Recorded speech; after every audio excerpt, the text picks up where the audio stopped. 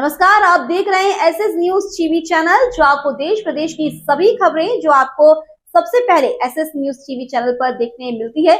ताजा खबरों के लिए एसएस न्यूज टीवी चैनल व फेसबुक पेज को लाइक, सब्सक्राइब एवं कमेंट्स। गुना में नागरिकों से करोड़ों का फ्रॉड। 2 युवकों ने ज्यादा रिटर्न का भरोसा दिलाकर पैसे जमा कराए। 2 दिन पहले ऑफिस बंद करके भागे। शहर के 2 युवकों ने नागरिकों से करोड़ों का फ्रॉड कर दिया है। उन्होंने नागरिकों से 20 से 30% रिटर्न दिलाने का लालच देकर पैसे जमा कराए। 2 दिन पहले युवक अपने ऑफिस में ताला लगाकर भाग गए। दोनों नागरिकों का लगभग 30 से 35 करोड़ लेकर फरार हो गए। नागरिक इसकी शिकायत लेकर ने कैंट थाने पहुंचे। जानकारी के अनुसार लूशन के बगीचे एटीएम वाली गली में एजे ग्रुप ऑफ कंपनी संचालित होती थी। अजय राव और नीलेश जोशी इसके मालिक थे। दोनों ने नागरिकों से शेयर मार्केट और अन्य बाजार में इन्वेस्ट करने के नाम पर उन्हें झांसे में लिया। शुरुआत में छोटी छोटी रकम जमा कराई। इसके बाद बाकायदा नागरिकों की ऑनलाइन आईडी भी बनी, उनका ऑनलाइन अकाउंट भी दिखाया गया। जब नागरिकों ने रकम इन्वेस्ट की तो शुरुआत में उन्हें रिटर्न भी दिखाया। नागरिकों के ऑनलाइन अकाउंट में वह रकम बढ़ी हुई दिखने लगी। इससे नागरिकों को भरोसा हुआ।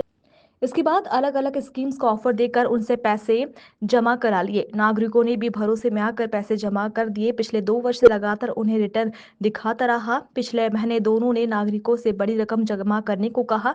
विश्वास में आकर उन्होंने पैसे जमा कर दिए। किसी ने 10 लाख, किसी ने 20 तो किसी ने 80 लाख तक जमा कर दिए। कंपनी के संचालकों ने नागरिकों को भरोसा दिया कि इस इन्वेस्टमेंट पर बड़ा रिटर्न मिलेगा, 1 महीने में रिटर्न मिल जाएगा। इस वजह से नागरिकों ने पैसे जमा कर दिए। गुरुवार को जब कुछ लोग उनके ऑफिस पहुंचे तो ऑफिस बंद मिला। दोनों के नंबर भी बंद मिले थे। तब नागरिकों को अपने साथ हुए ठगी का एहसास हुआ। रविवार को फ्रॉड का शिकार हुए लगभग 20 लोग कैंट थाने पहुंचे, शिकायत दर्ज कराई। उनका कहना है कि दोनों ने मिलकर सैकड़ों लोगों से ठगी की है, लेकिन कुछ लोग डर के कारण सामने नहीं आ रहे हैं। कैसे कैसे आप पैसा लाए, कहाँ पर जमा क्या है? सर मैं तो जानती भी नहीं थी कि मतलब कैसा कार्ड में पैसा जमा होता है, क्या नहीं होता है। नीलेश जोशी मेरे पास आया, हमारे मतलब भाई बेटा का मित्र भी था, तो वो आया घर पे तो कह लगा आंटी जी पैसा लगा दो, इसमें अच्छा इन्वेस्ट मिल जाता है अपन को ब्याज का पैसा। तो मैंने कहा कैसा? कह लगे आप लगा के देख लो 10-20 हज़ार रुपये। तो मैंने 30,000 रुपये लगाया। 30,000 की उसने मुझे 30,000 वो दिए और 12,000 मतलब एक्स्ट्रा दिए। तो कह लगे आंटी जी कुछ नुकसान हुआ आपका? मैंने नहीं हुआ बेटा।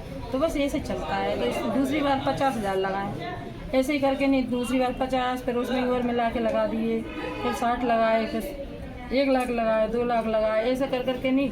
फिर भैया वो लालच बढ़ जाते, समय पर लौटा देते अपन को। तो बंधन से लोन लिया 3 लाख का, बंधन कंपनी से, वो भी लगा दिया। फिर उसका बाद रिटर्न ले लिया अपन ने। फिर अभी बेटी की शादी करनी थी, उसके लिए 10 लाख का जीपीएफ से लोन निकाला इनके ऑफिस में से और उसको रखा था। हम अभी उज्जैन जा रहे थे तो कह लगा आंटी जी पैसे हो तो लगा दो, 1 महीने की बिल आई है, 20 दिन की, 20 दिन 10 दिन की, आपको 30% मिलेगा। तो मैंने कहा बेटा मैं तो उज्जैन जा रही हूँ, नहीं लगा पा रही अभी। अरे आंटी जी आपको 20 दिन का दिन है, कुछ नहीं है, समय अभी हाथ निकल जाएगा, दे दो। तो 12 लाख रुपए रखे थे, वो भी दे दिए मैंने। ऐसे मेरे भाई का, बेटा का, सिस्टर का, सबका जोड़ के नहीं 30 लाख रुपए हो रहा है मेरा। बताओ मैं कहाँ से दूँगी सबको, कहाँ से शादी करूँगी? पूरा घर का लेंगे एक रुपये। अजय राणा और नीलेश जोशी दोनों मतलब मैं बहुत पहले से जानती थी। मैं 10-12 साल से उनको जानती थी, तो बहुत मतलब मेरे को दीदी मानती थी। मैं ऐसे छोटा अपना भाई जैसे ही उसको समझती थी, तो बहुत भरोसा इतना भरोसा करते थे जैसे अपना अपने छोटे भाई पे करते थे। तो वो धीरे धीरे ऐसे ही वो कहता था कि मैं एक ना कंपनी शुरू की है या मैं शेयर मार्केट में पैसा लगाता हूँ, जिस सरकारी बॉन्ड भी उसमें होते हैं, तो उसमें एक अच्छा पैसा मिलता था। तो ऐसे शुरुआत में हमने छोटा सा अमाउंट लगाया, 2, 5, 10 हज़ार, 20 हज़ार, फिर 50,000, 1,000। फिर मैंने किसी से मतलब धीरे धीरे कुछ सालों में वो पैसा मतलब उसने कहा कि शेयर मार्केट में भरा है, सरकारी बॉन्ड में भी पैसा इतना हो गया, इतना हो गया, इतनी ग्रोथ हो गई। तो वो दिखा भी देता था लैपटॉप पे कि देखो इतना तुम्हारा पैसा लगाइए ना, इतना बढ़ गया। तो वो विश्वास तो था ही उस चक्कर में। तो मैंने कहा ठीक है, तो सेविंग के लिए, क्योंकि मैंने फिर धीरे धीरे केसीसी से लोन भी लिया 2 लाख रुपए का, वो भी है, वो अभी पेंडिंग में, वो ओवरड्यू हो रही है, तो मैं उसको जमा नहीं कर पाई हूँ।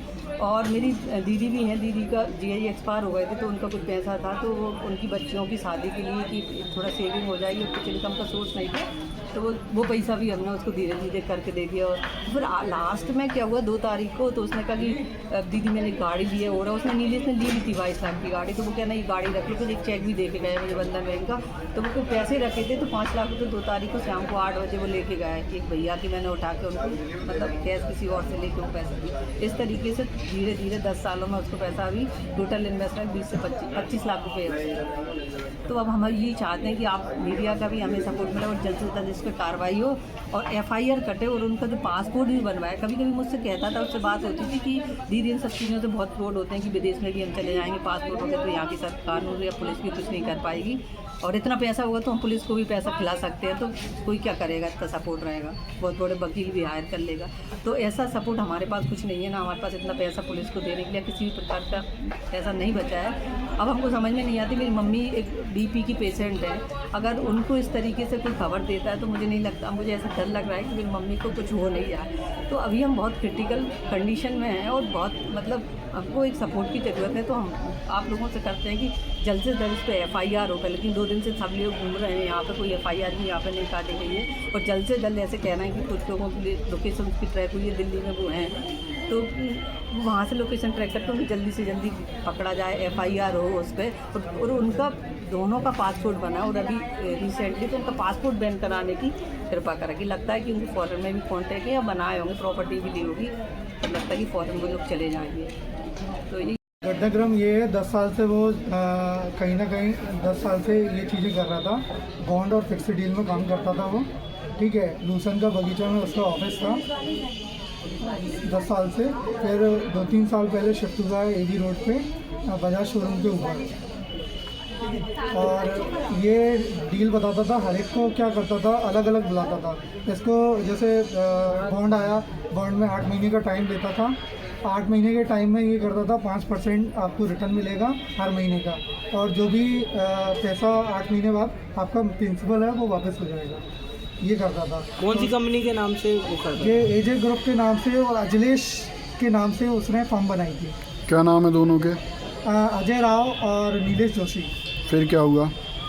ये दोनों आते थे मिलने, धीरे धीरे पहले 1 लाख इन्वेस्ट कराया, उससे उनको कॉन्फिडेंस आया, उसके बाद 1 लाख का उसने प्रॉफिट दिया, फिर हमने और लगा के उसमें इन्वेस्ट कर दिया 3-4 लाख, चलो बहुत अच्छा प्रॉफिट मिलेगा। उसके बाद फिर उसने यही किया, वापस दे दिया पैसा, फिर रिटर्न नहीं लिया, मतलब वापस नहीं लिया उसके पास। उसने बोला कि इतना पैसा हो गया है, 5 लाख रुपए या 3 लाख रुपए हो गया आपका, ठीक है। उसके बाद 4 लाख और लगा दिया, तो इस तरीके से 8 लाख हो गए। 8 लाख का फिर वो बॉन्ड या फिक्स डील में डाल देता था।